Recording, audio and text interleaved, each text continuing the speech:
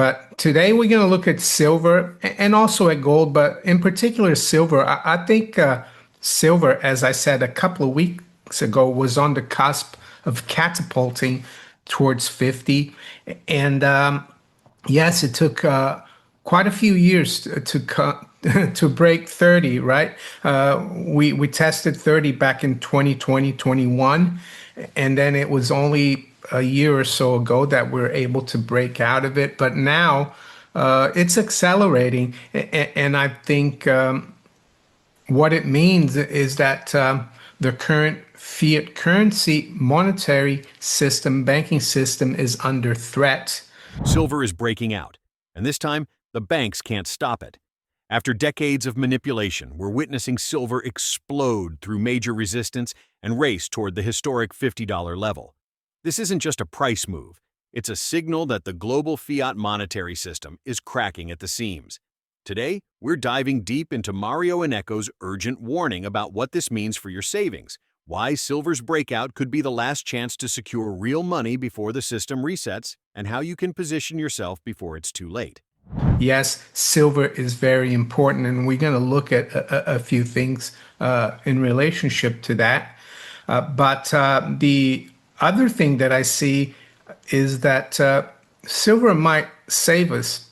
And what do I mean by that? Well, it might save us from the globalists out there, the people that run the World Economic Forum, the people that run the UN, the Agenda 2030, the people that really want control over you, the people that are part of, they are really a representation of European aristocracy.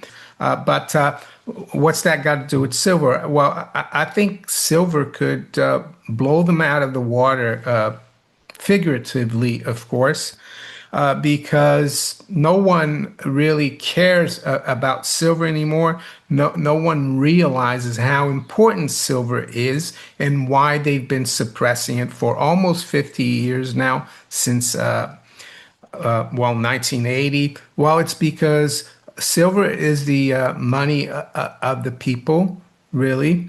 I mean, gold performs well, of course, and is doing very well, but it's more their money. It doesn't mean to say you shouldn't have any gold. But, and I'll give you an example of how great silver is as money and currency. So I've seen this meme before, and I saw David Bateman, the billionaire who's bought a lot of silver, talk about how the minimum wage in 1964 in the US was $1.25. And in 1964, the quarter, which I have one here, and this one is from 1964, right? A quarter. Used to be a silver, it's silver, 90% silver. So after 1964, of course, there's no more silver, unfortunately. And it also happens to be the year I was born, 1964. So yeah, $1.25. So 5 of these was the hourly wage, minimum wage. So now with silver at 46, yes, we closed just above $46 yesterday, the spot price. And I was surprised in a way how quickly silver is going, even though a couple of weeks ago I said silver was on the cusp of catapulting towards 50, right? But anyway, at current prices, these coins are worth about 8 fake dollars, right? Because we don't really have dollars. The dollar is supposed to be a way to silver and a way to gold. So we have fake Federal Reserve currency. Well, yeah, 8. So you can get 8 of the fake dollars for this now. So you multiply 8 by 5, you get $40. I don't know what the minimum wage is in the US, but it's probably a lot less than $40. So that's what I think this massive bull market in gold and silver is going to expose. It's going to expose the fraudulent nature of our monetary and currency system. Uh, and it's not even a bull market. Well, kind of is, I guess, a bull market in gold and silver, but it's more of a collapse or a massive bear market in the fiat currencies. And we're going to look at some charts in a minute. And the 50 level, of course, is really important. So I'm going to bring up some charts now. And I think this chart here is telling me that silver is really on its way. And this is the silver price as a percentage of the gold price. It's the gold silver ratio in reverse. And I spoke about this, or it was Michael Oliver who came on the channel about a month or maybe a little longer ago and said that we needed to break out above like one, yeah, 1.2, 1.3%. And then I've been tracking it and I've spoken about it to you guys, yeah, in the past few weeks. And this is a weekly chart, and now you can see that we're really breaking out here. I think when I spoke about silver a couple of weeks ago, we hadn't broken this trend line, and now it's just blown right through it. And so, why is this important? Well, because since the 70s, when the dollar went rogue and became unbacked by anything, there's been bull markets in gold and silver. The 1970s bull market that peaked in 1980, and then the early 2000s or 2000s bull market that started in 2001 or thereabouts and peaked in 2011. Silver always lagged in the beginning, but towards the end of the bull market, silver led the way, and silver outperformed gold massively. And we've been waiting for this for the last 4 or 5 years. And every time it looks like silver is going to start outperforming, it doesn't. And then it kind of has kept gold a little bit under control, but not until not I would say in the last year and a half. But we needed silver to confirm this, and I think what this will mean, of course, is that silver is gonna, and especially also the silver miners. They're going to go crazy. It doesn't mean to say that gold is not going to do well, but yeah, silver is going to do a lot better. Does that mean I'm going to sell my gold and buy silver? No, I just try to add on to both. In terms of the miners, I would say, yeah, have some. Yes, there is the danger of a great taking. You might be able to get your share certificates from your broker, even though that's becoming more and more difficult. You just need to, I would say, be aware of the risk and manage the risk yourself. I mean, the miners, to me, what I put into it was a small percentage of what I have in physical gold and silver. Now it's becoming a much bigger percentage. Yeah, there will be a time where I'll take profit on those miners, but I think it's still early days. So yeah, this is really important because it means that silver is going to take off relative to gold. This is what this chart is telling us. This is the teacup and handle formation, which I told you about. We're breaking out the end of the quarter. This is a quarterly chart. The end of the quarter, of course, is on Tuesday, and it looks like it's going to be the highest closing quarterly price for silver ever. And That's why I think the 50 level is very important, of course, because we got close to that level, 1980 and 2011. So it's the line in the sand. But if silver can stay above this line until Tuesday, and I think it could, there's a good chance, then look out above. And as I said, it's going to confirm the failing nature of our monetary system. And yeah, you need to hold on to your gold and silver for dear life, as I've said many times. Yes, you can try to trade in the futures or ETFs, but that's a dangerous game. I think just holding on to your miners will go a long way. And even just holding physical is going to go a very long way. You shouldn't be greedy with this. I think there's plenty of gains to be made by holding physical. So yeah, this chart, what it tells me, this teacup, this is the price suppression that we've had since 1980. And it's now, yeah, the bullion banks in London and New York and Europe are losing control of it. Silver has finally done what stackers have been waiting for. It's taken off. After years of struggling to stay above $30, it has blasted through resistance and now trades above $46 with $50 in sight. Mario Innecco says this isn't just a bull run. It's a collapse of confidence in fiat currency. The entire banking system is under pressure, and silver is the signal flare warning that the era of easy money is ending. Mario calls silver the money of the people.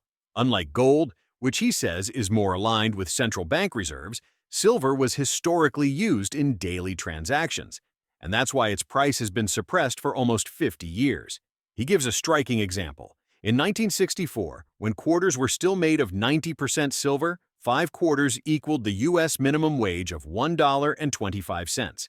At today's silver price near $46, those same coins would buy you about $40, showing how badly fiat money has lost purchasing power. This, Mario says, is what the coming silver breakout will reveal, that the dollars we hold today are just paper promises, not real money. He also points to a crucial technical breakout. The gold-silver ratio is falling fast, showing that silver is starting to outperform gold. This pattern has marked every major precious metals bull run in history. Silver lags in the early stages, but then overtakes gold, going on a parabolic run. And Mario believes that stage is starting right now. He highlights a massive cup and handle pattern going back to 1980. If silver closes this quarter above $50, it would mark the highest quarterly close ever, confirming that price suppression has failed. Mario warns that futures markets and the LBMA may soon be overwhelmed by real physical demand. ETFs and paper silver contracts might not be enough to get delivery if supply tightens. His advice is clear: hold physical silver and gold for dear life. Mining stocks can provide leverage to rising prices, but they should never replace your core physical holdings. Mario also reminds viewers that gold is breaking all-time highs in every major fiat currency: dollars, pounds, yen, even Swiss francs. There is no safe haven left in paper money. The dollar index may rise temporarily, but as history shows, gold and silver can rally even in a strong dollar environment, proving this is not just a dollar story, but a global fiat currency crisis. What do we got here? Oh, yeah, the dollar index, yes, it's kind of struggling to stay above this trend line. Yes, it could rally the dollar. Some people think if there is geopolitical event in Europe, the dollar could rise. And I don't think that would be negative for gold because look at the lowest level ever in 2008. And I remember exactly, it was in March 2008 when Bear Stearns had to be taken over by JP Morgan. And gold actually reached an all-time high of $1,032. Yeah, 1,032. And the dollar index bottomed at 70.69. So ever since then, the dollar index has been going up, but gold has gone from $1,000 to almost 4,000. So gold and the dollar are not inversely related necessarily. So, yeah, that's how I see the dollar index. I wouldn't really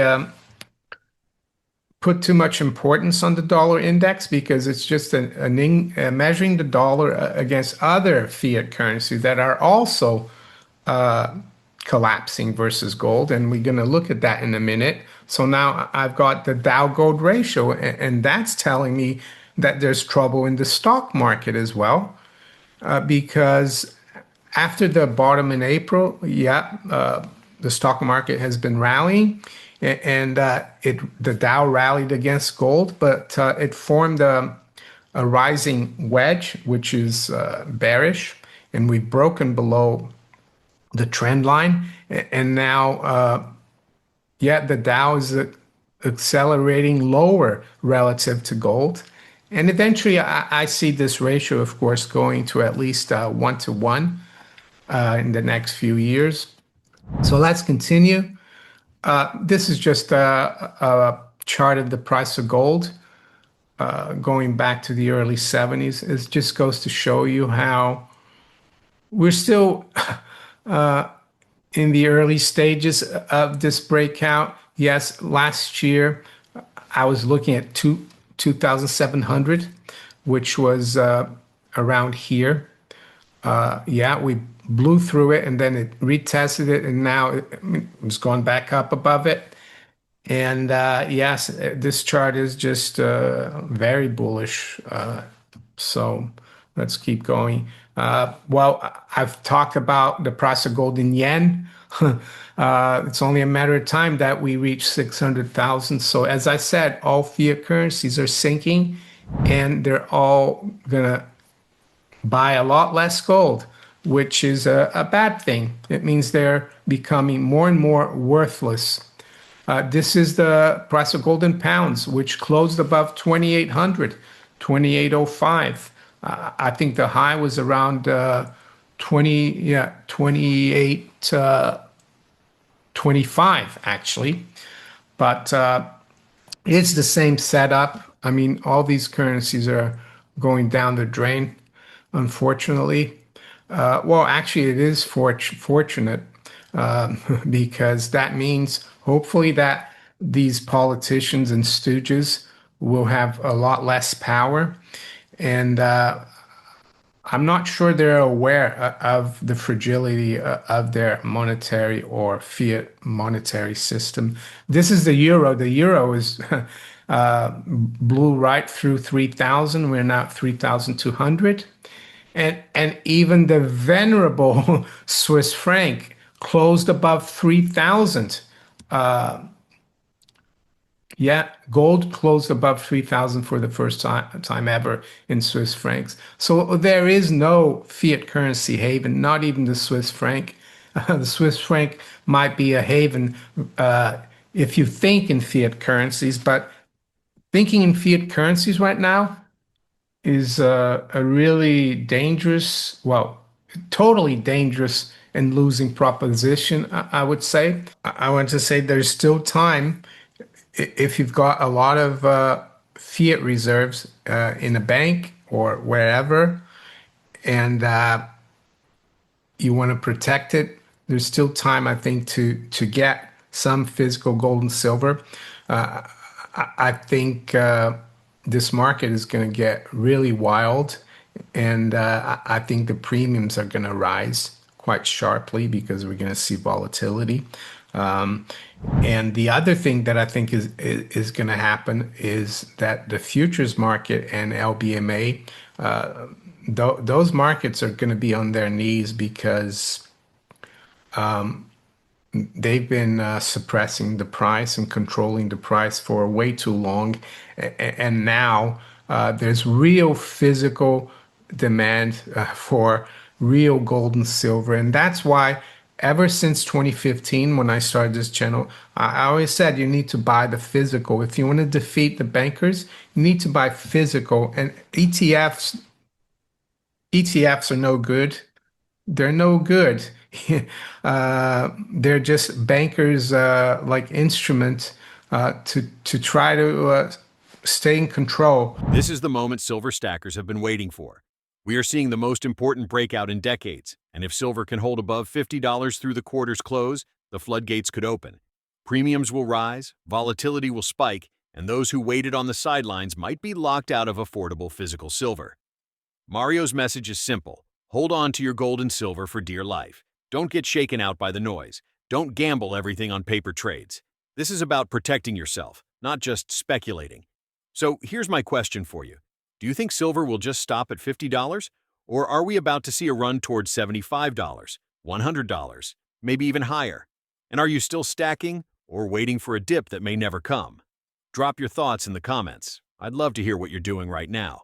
If this video helped you understand what's at stake, smash that like button, share this with someone who still doesn't believe silver is real money, and subscribe to the channel for more breakdowns on gold, silver, and the unraveling of fiat money.